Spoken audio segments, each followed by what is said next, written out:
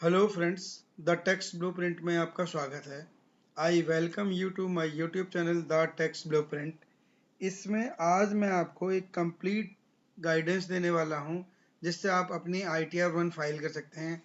ITR-1 for the assessment year 25-26, जिसकी अभी date extend हुई है, 15 सितंबर हो गई है।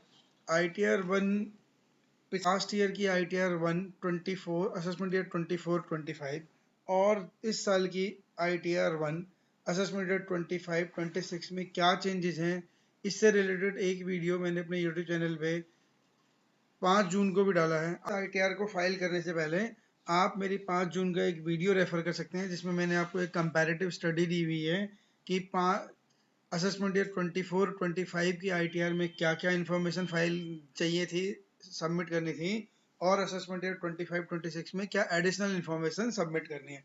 तो वो एक कंपैरेटिव वीडियो आप 5 जून वाला वीडियो जाके चेक कर सकते हैं, वहां से पता लग जाएगा। आज हम यहाँ पे देखने जा रहे हैं कि ITR फाइल कैसे करनी है।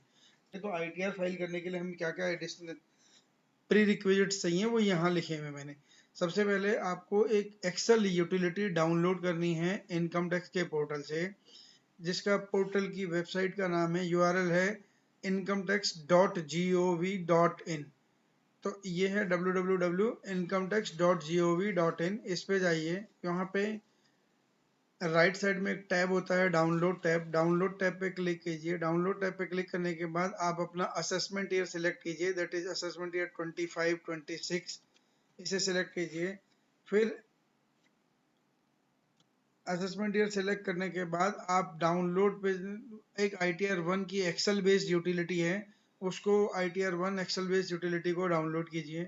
वो जिप फॉर्म में आता है, उसे अनजिप कर दिए, एक्सट्रैक्ट कर लीजिए, और एक्सट्रैक्ट करने के बाद वो ओपनेबल हो जाएगी, फाइल करने के लिए अवेलेबल होगी। हाँ, इसके साथ एक स्टेप और याद रखना पड़ेगा, आपके सिस्टम पे मैक्रो इनेबल्स होने चाहिए। अगर आपके सिस्टम पे एक्सेल के साथ मैक्रो इनेबल नहीं है तो यूटिलिटी फंक्शनल नहीं होगी। मैक्रो कैसे इनेबल करना है मैं अभी आपको दिखाऊंगा वहां पे जाके। इसके अलावा अगर आप ITR फाइल कर रहे हैं तो कुछ बेसिक इंफॉर्मेशन और चाहिए होंगी आपको, जैसे कि पेन डिटेल, SSC का पेन नंबर, SSC का father name, date of birth, ये पेन डिटेल चाहिए होती हैं। SSC का एक फ़ोन नंबर, ईमेल आईडी चाहिए होता है ITR में डालने के लिए। इसके साथ SSC का कंप्लीट एड्रेस चाहिए होता है विद पिन कोड। साथ में हेड वाइज इनकम का ब्रेकअप आपके पास रेडी होना चाहिए ताकि आप ITR आराम से फाइल कर सकें। जैसे उसकी सैलरी से इनकम कितनी है, हाउस प्रॉपर्टी से इनकम कितनी है, इनकम इंटरेस्ट से कितनी इनकम आई है, ये सब कंप्लीट डिटेल आपके पास होनी चाहिए। साथ में अगर उसकी सैलरी पे, SSC की सैलरी पे TDS कटा है, TCS कहीं जमा हुआ है, तो वो डिटेल होनी चाहिए। ये डिटेल आप वैसे 26A से वेरीफाई भी कर सकते हो। इसके साथ ही कुछ और एडिशनल डिटेल भी चाहिए होती हैं आपको। अगर यानी कि आप ओल्ड रिज्यूम फाइल कर रहे हैं, ओल्ड रिज्यूम का मतलब है जिसमें आपको 0 से 2.5 लाख, 2.5 लाख से 5 लाख, 5 लाख से 10 lakh and 10 lakh above. If you are opting for old regime, ये old regime means your income tax shall be calculated on the slab rate starting from 0 to 2.5 lakh, 2.5 lakh to 5 lakh, 5 lakh to 10 lakh, 10 lakh and above। जहाँ पे tax rate है 0, 5%, 20% and 30%, ये tax के slab rate हैं पुराने वाले tax rate में। तो अगर आप वहाँ ओल्ड रिजीम को टैक्स सेलेक्ट करके अपनी ITR फाइल करना चाहते हैं तो आपको कुछ एडिशनल डिटेल चाहिए होंगी before filing of ITR for the assessment 25-26 specifically. Detail of investment oblique expenses made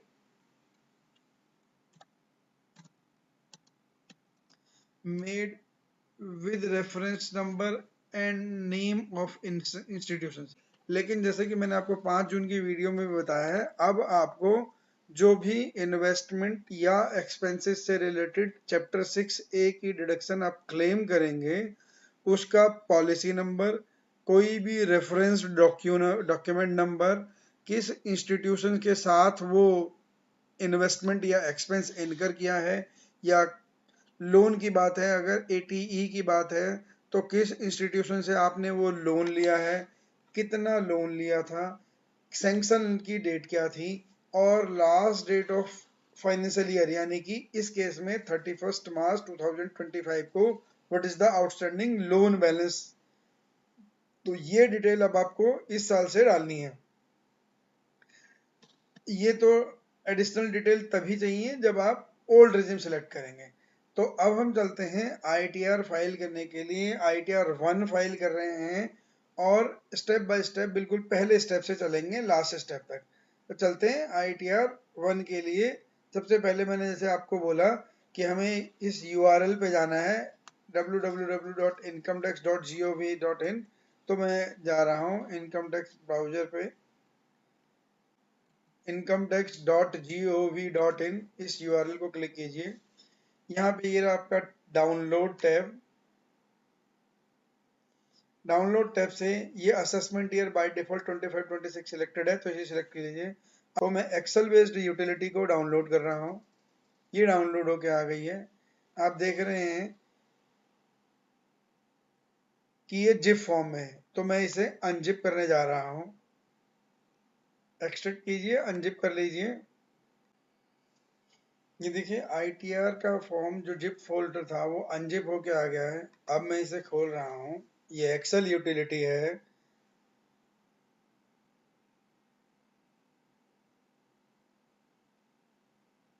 देखिए अगर आपके में मैक्रो इनेबल नहीं होगा तो ये यूटिलिटी काम नहीं करेगी। और मैक्रो इनेबल करने के लिए आपको क्या करना है, फाइल पे जाना है, ऑप्शन पे जाना है, trust centre settings, trust centre setting, macro setting, enable all macro, इस ऑप्शन को यस कर लीजिए। तो आपका मैक्रो इनेबल हो जाएगा और उसके बाद आपका आईटीआर की utility, excel utility completely function करेगी। आपको अगर चेक करना है यूटिलिटी काम कर रही है नहीं कर रही है तो एक बार वैलिडेट बटन पे जाइए। ये एरर रीड कर रहा है तो इसका मतलब यूटिलिटी आपकी काम कर रही है। तो अब आपके पास देखिए आईटीआर 1 का फॉर्म ओपन है। आईटीआर 1 के फॉर्म में आपको कुछ डिटेल, ये नाम, बेसिक डिटेल, नाम, फादर नेम, पैन नंबर, ये सारी बेसिक डिटेल डालनी है। जैसा मैंने आपको पहले भी बताया ये आपके पास होनी चाहिए। एक आप इस आईटीआर के फॉर्म को first name, middle name, last name, PAN number, date of birth manual डालेंगे। अगर मैनुअल नहीं डालना चाहते हैं, एरर से बचना चाहते हैं, तो आप एक इनकम टैक्स के पोर्टल पे लॉगिन कीजिए। इस एसएससी के नाम, पैन नंबर और यूजर आईडी से लॉगिन कीजिए। वहां से प्रीफिल्ड डाटा डाउनलोड होता है। आप जेसन प्रीफिल्ड जेसन डाउनलोड कर लीजिए और इस इंपोर्ट प्रीफिल पे क्लिक कीजिए, उसे रीड करा दीजिए तो बेसिक इन्फॉर्मेशन ऑटोमेटिक फिल हो जाएंगी। तो अभी मैं प्रीफिल डाउनलोड करता हूँ एक बार।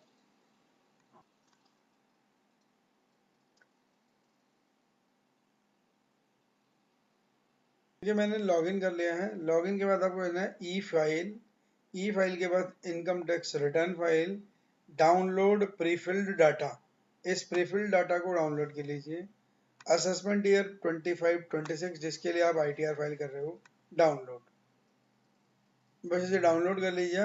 डाउनलोड करने के बाद अब आप इसे लॉग आउट कर सकते हो, इसकी कोई ज़रूरत नहीं है यहाँ पे फिलहाल। आप वापस अपनी एक्सेल यूटिलिटी पे जाइए। ये एक्सेल यूटिलिटी आ गई। यहाँ पे आइए इंपोर्ट प्रीफिल।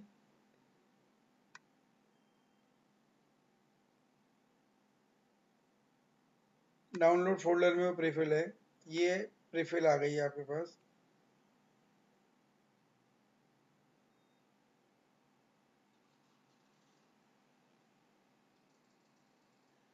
देखिए प्रीफिल भरने से एसएससी का नाम फिल हो गया, first name, last name, PAN number, Aadhaar number, date of birth, सारी इन्फॉर्मेशन अपनी अपनी जगह पर आ गई है। आप अगर इसमें से कुछ चेंज करना चाहते हैं तो आप चेंज कर सकते हैं, अगर नहीं तो यही कंप्लीट है तो ये ठीक है, तो फिर ठीक है। अब आपसे यहाँ से आपने बेसिक इन्फॉर्मेशन वाला काम कर लिया। अब हम चलते हैं आईटीआर फाइल करने के अगले स्टेप पे। अब सबसे पहले ये पूछ रहा है, do you wish to exercise the option under section 115 B A C sub section 6 of opting out new regime default is no. मतलब if you wish to go for an old regime, यानी कि अगर आप old regime पे जाना चाहते हो, you have to opt out for 115 BAC subsection 6। तो बाय डिफॉल्ट नो का मतलब है कि मैं ओल्ड रेजिम में नहीं जाना चाहता हूँ। I will file my ITR using new regime only. तो अगर मैं इसे यस करूंगा तो जैसा मैंने अपनी 5 जून वाली वीडियो में भी बताया है, आपको ये एडिशनल टैब मिल जाएंगे। इनके बारे में सारी इंफॉर्मेशन फिल करनी पड़ेगी। जैसा कि मैंने भी इसी वीडियो के इंट्रो में भी बताया, इनके रेफरेंस डॉक्यूमेंट नंबर और अदर डिटेल सारी चीजें होंगी जो इस साल से ही मैंडेटरी हुई हैं। तो मुझे इस SSC की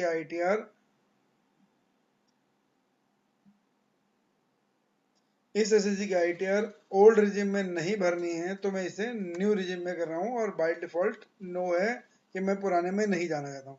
तो यहाँ पर एक ऑप्शन आती है एम्प्लॉयमेंट टाइप। मैंने अदर सेलेक्ट कर लिया because this SSC is working with non government और प्राइवेट सेक्टर कंपनी, किसी प्राइवेट सेक्टर कंपनी के साथ एम्प्लॉयड है, तो इसलिए अदर लिखना पड़ेगा। अब यहाँ पे एक नया टैब दिया है इनकम टैक्स कैलकुलेटर। आप यहाँ से इसे क्लिक करके बाहर जा सकते हैं या आपको इनकम टैक्स की वेबसाइट पर ले जाएगा, वहां पे नहीं इनकम डिटेल डाल के टैक्स कैलकुलेट करके देख सकते हैं। अब ये कह रहा है are you filing return of income under 7th proviso of section 139 subsection 1 says if the assessee was involved or has incurred any of the specific transactions such as he has incurred rupees 2 lakh or more in foreign travel, he has incurred rupees 1 lakh for or more for electricity payment, electricity consumption bill, electricity bill payment, or he has deposited 1 crore and more in a current as cash in the bank account। तो वो होता है आप 139 subsection 1 के 7th proviso की वजह से ITR file करें। तो that is not the case in our scenario, तो हम इसे नो कर रहे हैं। हम क्यों ITR फाइल कर रहे हैं? बिकॉज अगर इसका आंसर नो है तो इट इज अज्यूम्ड कि we are filing ITR because our income is above the basic exemption limit, यानी कि मैं इनमें से कोई सा काम नहीं कर रहे हैं और मेरी इनकम बेसिक एग्जाम्पशन लिमिट से ऊपर है। अगर मैं इसे यस करूंगा तो ये नीचे ऑप्शन खोल देगा कि फॉरेन ट्रेवल में कहाँ क्या खर्च करा, कितना खर्च करा, इलेक्ट्रिसिटी के बिल पे क्या खर्च करा। तो वो इन्फॉर्मेशन नहीं है मेरी। मेरी इनकम बेसिक एग्जाम्पशन लिमिट से ज़्यादा है, तो इसलिए मैं इसे बोल रहा हूँ कि I am not filing my income tax return as per condition laid down under 7th proviso of section 139 subsection 1। तो मैं अपनी ITR 1 फाइल करने के लिए इस ऑप्शन को नो सेलेक्ट कर रहा हूँ, क्योंकि मेरी मेरी इस SSC की इनकम बेसिक एग्जामिनेशन लिमिट से ज़्यादा है। तो हम इसलिए उस ऑप्शन को नो करेंगे। मेरी इनकम की वजह से मैं ITR फाइल कर रहा हूँ। ये ईमेल आईडी हो गई, मोबाइल नंबर हो गया। Filing section, I am filing my से income tax return under section 139 subsection 1, that is I am filing my ITR on or before due date of specified due date specified under section 139 subsection 1, which is recently extended by notification number 2/6/2025, which is extended by recent notification number 6/2025 and the revised extended date under section 139(1) for individuals. The due date is extended due date is 15th September 2025 instead of 31st July। तो 15 जुलाई की जगह 31 जुलाई की जगह 15 सितंबर हो चुकी है rate. अब चलते हैं, अब ना यहाँ से he is asking about income details. SSC की इनकम क्या क्या है। अभी तक देखिए जो भी इंफॉर्मेशन थी वो बेसिक इंफॉर्मेशन थी। अब जब नंबर्स की बारी आ रही है, वैल्यूज की बारी आ रही है, before inserting any values we have to go to income tax portal from where we have to download और we can check online all the numbers, all the data as per AIS। कि मेरी income tax के portal में AIS में annual information statement और TIS tax information summary में क्या numbers आए हैं, क्या वैल्यू है, क्या वो मेरे रिकॉर्ड से मैच कर रहे हैं, जो मैंने मैनुअल वर्किंग करी है उससे मैच कर रहे हैं या नहीं। तो मेरे को AIS, TIS और 26AS तीन चीज़ों को चेक करना जरूरी है before proceeding for filing of ITR। तो मैं लॉगिन करने जा रहा हूँ AIS, TIS और 26AS चेक करने के लिए। तो ये तीनों चीज़ जहाँ से चेक होती हैं वो भी पोर्टल सेम है, इनकम टैक्स वाला ही पोर्टल है फिर से। तो मैं एक बार AIS TIS डाउनलोड करके फिर आपसे मिलता हूँ। देखिए मैंने लॉगिन कर लिया है। अब यहाँ पे ये रहा AIS का टैब, आप इसे क्लिक कीजिए, प्रोसीड। ये रहा AIS के केस में ध्यान रखिएगा, इनकम टैक्स का पोर्टल सब जगह असेसमेंट ईयर देता है, लेकिन AIS के केस में आके वो फाइनेंशियल ईयर की बात करता है। तो AIS और TIS, tax payers information summary और एनुअल इंफॉर्मेशन स्टेटमेंट, दोनों में आपको ये देखना पड़ेगा ये फाइनेंशियल ईयर करेक्ट हो। तो ये फाइनेंशियल ईयर की बात करता है। इस पोर्टल को आप बाहर आ जाइए, इस पोर्टल से अब कोई काम नहीं है।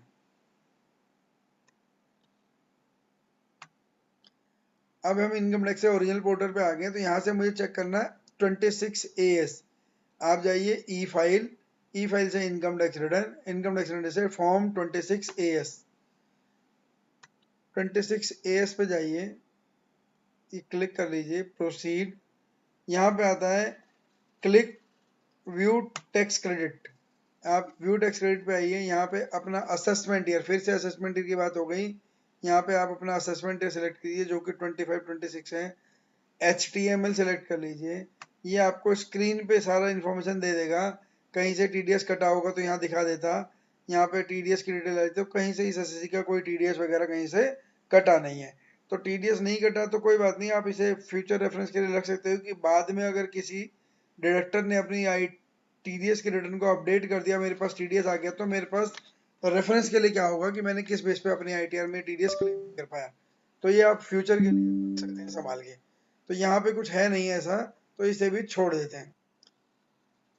देखिए AIS, TIS और 26AS के बेस पे मैंने एक कंप्यूटेशन सीट बना के रखी हुई है उस SSC के लिए, जिसमें मैंने बेसिक इन्फॉर्मेशन डाली है, असेसमेंट ईयर क्या है, फाइनेंशियल ईयर क्या है, डेट ऑफ बर्थ क्या है SSC की, पैन नंबर क्या है, ये बेसिक इन्फॉर्मेशन है।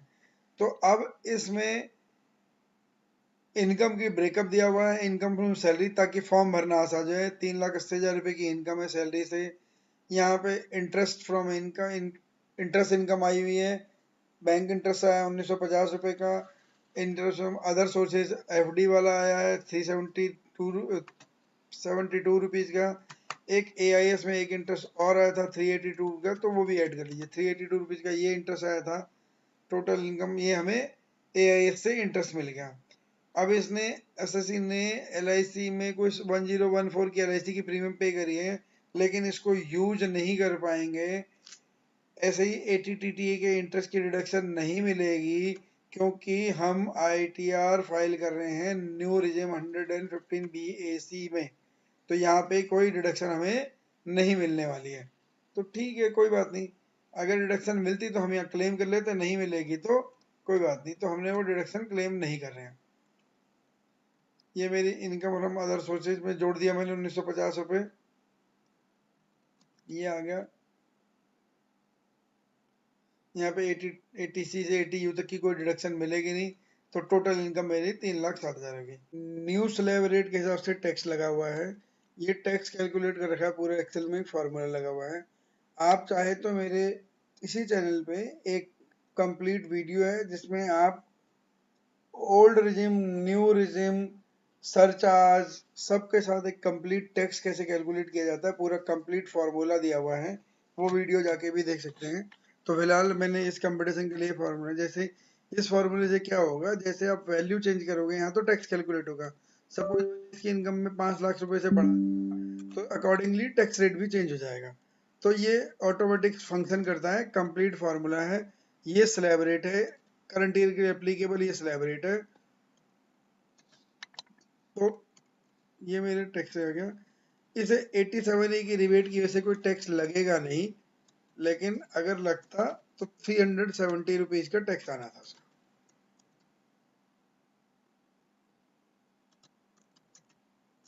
तो 370 का टैक्स आता, 370 की में 87 की रिबेट में लगी, तो टैक्स आ नहीं रहा। अब यही नंबर्स हमने इसकी ITR में फॉर्म भर एक्सेल में। तो अब चलते हैं एक्सेल में। तो यहाँ पे सैलरी है, जैसे कि वहाँ पे दिया हुआ है सैलरी है 3,80,000 रुपए। The reported salary by the assessee is 3,80,000। तो सैलरी इज 3,80,000। वैल्यू परक्यूजेट कुछ है नहीं, नहीं है तो नील भी छोड़ सकते हो, जीरो भी लिख लेते हो।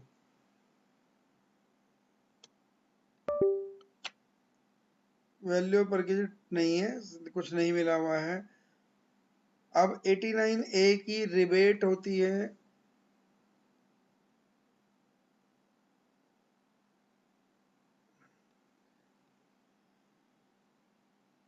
अब यहाँ पे आप और बेसिक इंफॉर्मेशन डाल देते हैं।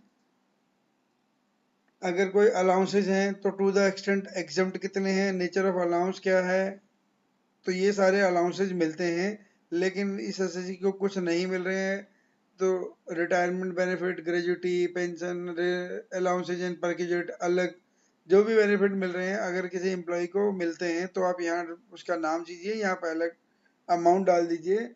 लेकिन क्योंकि हम 115B AC में ITR भर रहे हैं तो अलाउंसेज एग्जेम्प्टेड, वहाँ एग्जेम्पशन मिलती नहीं है।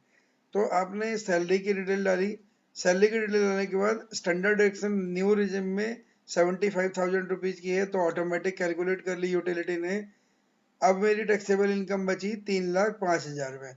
तो ये ITR 1 फाइल करने में अभी तक हम कहाँ आए हैं, केवल सैलरी की इनकम डाली है।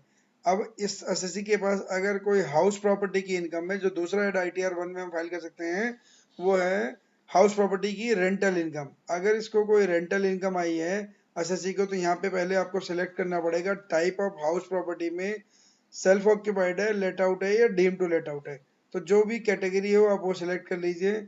सेल्फ ऑक्यूपाइड होगा तो अब सेल्फ ऑक्यूपाइड के केस में न्यू रिजिम में कोई फायदा नहीं है। ओल्ड रिजिम में क्योंकि 2 लाख रुपए तक की इंटरेस्ट की के लॉस को क्लेम कर सकते थे सेल्फ ऑक्यूपाइड हाउस प्रॉपर्टी के केस में, बट 115BAC के अंदर वो अलाउड नहीं है।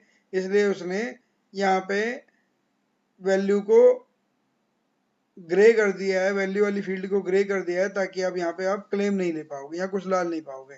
तो जैसे ही मैं लेट आउट करूंगा तो यहाँ पे मेरी एनुअल वैल्यू, लेटेबल वैल्यू मुझे डालने को देगा। डीम टू लेट आउट में भी 23 subsection 4 deem to let out, और 23 सबसेक्शन 2 में लेट आउट में यहाँ डालने की ऑप्शन दे रहा है मुझे। तो अब लेट आउट है नहीं हाउस प्रॉपर्टी कोई, तो हम इसे छोड़ देते हैं। अगर है तो आप यहाँ पे एनुअल वैल्यू डालिए, जो भी आपको रेंट मिलता है, मान लीजिए 5 लाख रुपए का रेंट मिलता है तो आप 5 लाख रुपए रेंट डालिए। और ये सेक्शन 24A में 30% की स्टैंडर्ड डिडक्शन मिलती है, बाय डिफॉल्ट 30% की स्टैंडर्ड डिडक्शन उन्हें कैलकुलेट कर दी है। और अगर आपने इस मकान को लेने के लिए कहीं से लोन लिया है तो वो लोन की डिडक्शन भी आप, ये इंटरेस्ट ऑन बोरोड कैपिटल है, ये पीछे जो शेड्यूल दिए हैं उन शेड्यूल से जाके भर के आनी पड़ेगी, जो ओल्ड रिजिम में मिल रहे हैं, न्यू रिजिम में मिलेगी नहीं, तो वहां से भर के आनी पड़ेगी, तब यहाँ पे आप कंप्लीट कर पाओगे। तो है नहीं इसका लोन वगैरह, हाउस प्रॉपर्टी की लेटेबल वैल्यू भी नहीं है, तो अभी हम इसे जीरो कर देते हैं। अगर है तो आप यहाँ डाल सकते हैं। अब ये देखिए, जो मैं JSN फाइल लेकर आया था प्रीफिल डाटा, वहां से ये इंटरेस्ट की इनकम आ गई है। लेकिन इसके अलावा इंटरेस्ट की इनकम में, जैसे मैंने एक्सेल में वर्किंग करी है, तो इंटरेस्ट इनकम इसके पास 454 की है, जो एक्सेल यूटिलिटी में कंप्लीट नहीं आई। तो आपको ये चेक करना पड़ेगा कि जो प्रीफिल डाटा लाते हो कई बार वहां से भी कंप्लीट डाटा नहीं आ रहा है अभी। तो आपको वो ध्यान रखना है कि AIS TIS से मैच कर लेना है और इस डाटा को अपडेट कर लेना है। तो 454 का इंटरेस्ट हो गया, 10464 का इंटरेस्ट है सेविंग अकाउंट का। लेकिन एसएससी ने जो डिटेल दी है 1950 की दी है, तो एसएससी के पास इंटरेस्ट सारी बैंक स्टेटमेंट है, और किसी बैंक ने इनकम टैक्स पोर्टल पे अपनी फाइलिंग रिपोर्ट नहीं करी होगी, इसलिए इंटरेस्ट वहां पे कम दिख रहा है। तो यहाँ पे इंटरेस्ट मैंने बढ़ा दिया है एज रिपोर्टेड बाय एसएससी। तो ये आ गया। इसके अलावा ये डिडक्शंस हैं चैप्टर 6A की, न्यू रिजिम में मिलती नहीं, इसलिए बाय डिफॉल्ट ये ग्रे हैं। केवल 80CCD2 की डिडक्शन मिलती है, जिसमें एम्प्लॉयर कोई भी एम्प्लॉयर हो अपने एम्प्लॉय के लिए न्यू पेंशन स्कीम अकाउंट में कोई पैसा जमा करता है तो उसकी डिडक्शन आप क्लेम कर सकते हैं ATCCD 2 में। तो वो यहाँ डालनी होगी। यहाँ पे वो सारी, अब चैप्टर 6 की कोई डिडक्शन ग्रे में मिलती नहीं, तो इसलिए सारा उसने ग्रे कर दिया न्यू रिजिम के अंदर आके, कुछ नहीं मिलता है। अगर यही आपके पास ओल्ड रिजिम सेलेक्ट करते तो इन सब के यहाँ पीछे जितने भी ब्लू कलर में आ रहे हैं इन सब के शेड्यूल आएंगे। यहाँ पे शेड्यूल खुल जाते हैं जैसे मैंने दिखाए हुए हैं 5 जून वाली वीडियो में। उन शेड्यूल में जाके कंप्लीट डिटेल डाल के जाओगे और यहाँ पर डाटा इंपोर्ट हो जाएगा, ऑटोमेटिक ट्रांसफर हो जाएगा डाटा। तो वो अभी केस है नहीं इसका। एग्जाम्प्ट इनकम, अगर कोई एग्रीकल्चर इनकम है, कोई और इनकम है जो 5,000 रुपए तक की एग्रीकल्चर इनकम एग्जाम्प्ट होती है, अगर एग्जाम्प्ट इनकम है तो डिटेल यहाँ डाली जाएगी। अब अगर आपने कोई लॉन्ग टर्म कैपिटल गेन किया है 112A का, long term capital gain from sale of listed securities 112A का, तो वो है तो यहाँ पे आ जाएगा लॉन्ग टर्म कैपिटल गेन। वो सारी डिटेल आप यहाँ पे ला सकते हो। इसके बाद टोटल टैक्स पेबल आएगा, 87A की रिबेट आएगी, ये सारी डिटेल आप यहाँ पे डाल सकते हो। इसके अलावा आपको डालना है TDS। अगर कहीं से TDS कटा है तो वो इन्फॉर्मेशन यहाँ पर आएगी। 10 number of the deductor, name of the deductor, income chargeable to the salary, वो सारी डिटेल यहाँ पे आएगी क्योंकि फॉर्म 16 की डिटेल यहाँ पे आती है। आपके एम्प्लॉयर ने जिसने आपका TDS काटा उसका 10 नंबर, एम्प्लॉयर का नाम, कितनी सैलरी दी है, कितना TDS काटा है। सैलरी के अलावा किसी और सोर्स से TDS कटा होगा तो वो डिटेल यहाँ पे डालनी होगी आपको। अगर कहीं और जगह से TDS कटा है तो वो डिटेल यहाँ पे डाली जाएगी। जो अगर आपने कोई खुद से टैक्स जमा करा रखा है तो advance tax, self assessment tax की डिटेल आप यहाँ डाल सकते हैं। ये TDS वाले पेज में पूरी टैक्स से रिलेटेड डिटेल फिल होती है।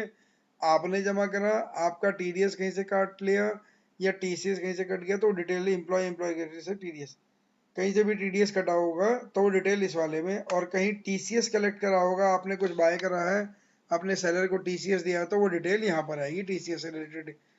टैक्स कलेक्शन अकाउंट नंबर वही 10 नंबर ही होता है। नेम ऑफ द कलेक्टर, जहां से आपने वो गुड्स लिए, स्पेसिफाइड गुड्स जिसपे TCS कलेक्ट किया गया है तो वो यहाँ पे आएगा। कार पे, गोल्ड पे TCS लगता है। तो ग्रॉस पेमेंट कितनी करी, ईयर ऑफ टैक्स कलेक्शन कितना हुआ, टैक्स कलेक्टेड कितना हुआ, TCS का आउट ऑफ कितना क्लेम आप इस साल में कर रहे हैं।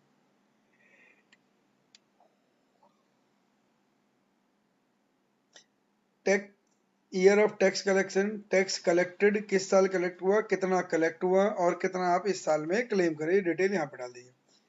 अब इसके बाद टैक्स पेड वेरिफिकेशन, अगर आपकी इनकम में कोई टैक्स बनता है तो टैक्स पेड की इंफॉर्मेशन आपको यहाँ पे डालनी पड़ेगी।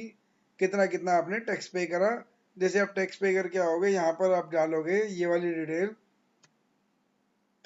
यहाँ पे TDS वाले कॉलम में सबसे लास्ट वाला जो टेबल है इसमें जब जैसे टैक्स की डिटेल डालोगे, BSR code, date of deposit, serial number, date of paid, tax paid, ये डिटेल आप जब डालोगे तो ये टैक्स पेड वेरिफिकेशन वाले में यहाँ पे वैल्यू ऑटोमेटिक आ जाएगी।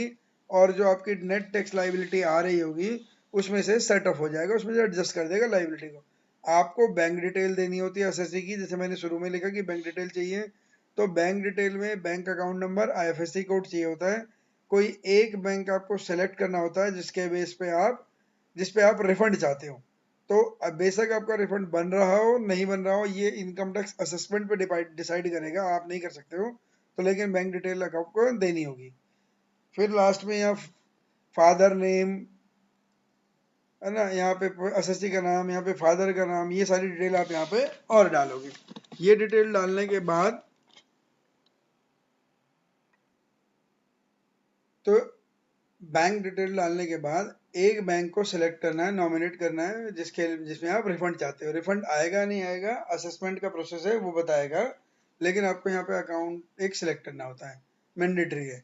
तो जो भी अकाउंट, इसके बाद ये नाम वेरिफिकेशन डिटेल डालता है, फादर नेम डालता है, यहाँ पे आपको सेलेक्ट करना होता है सेल्फ, तो यहाँ पे सेल्फ सेलेक्ट कर लिया, पैन नंबर बाय डिफॉल्ट आ रहा है, डेट ऑफ फाइलिंग दिखा रहा है, प्लेस ऑफ फाइलिंग यहाँ पे आपको प्लेस ऑफ फाइलिंग खुद डालना पड़ेगा। ये इन्फॉर्मेशन डालने के बाद आप इसे वैलिडेट कर लीजिए।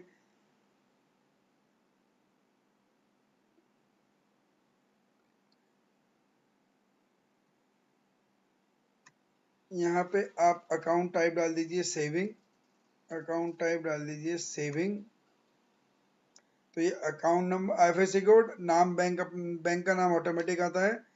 अकाउंट नंबर डालिए, अकाउंट टाइप सेलेक्ट कीजिए, कोई एक अकाउंट नॉमिनेट कर लीजिए, सेलेक्ट कर लीजिए जिसमें आप रिफंड चाहते हो।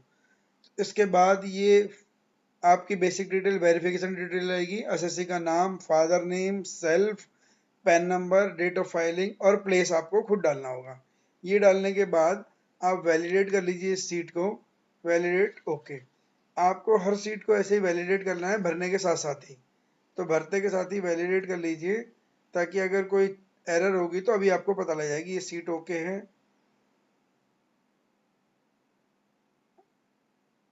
ये सीट ओके है, वैलिडेट कर लीजिए।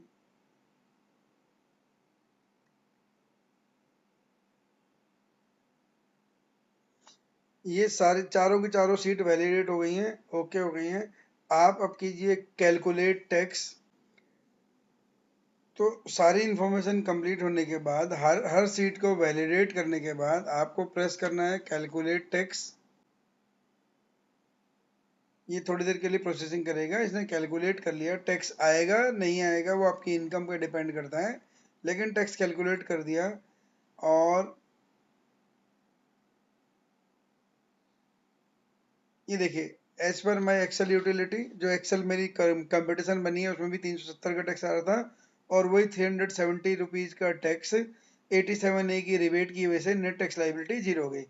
Because my total income is less than 7 lakh, so I am eligible for claiming deduction under section rebate under section 87A। तो मुझे 87A की रिबेट मिल गई। My tax liability coming 370 rupees। The equivalent rebate under section 87A is available to me and my final tax liability becomes zero। तो मेरी कोई final tax liability नहीं बनी है। ये सब कुछ कंप्लीट हो चुका है, टैक्स कैलकुलेट हो चुका है, वेरिफिकेशन वाला पार्ट कंप्लीट हो चुका है। Now what I have to do,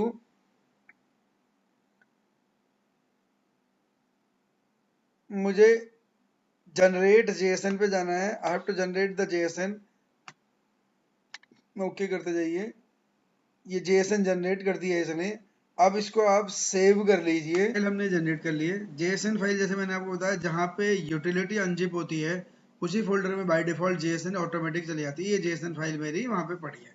income tax में लॉग इन करने जा रहा हूँ।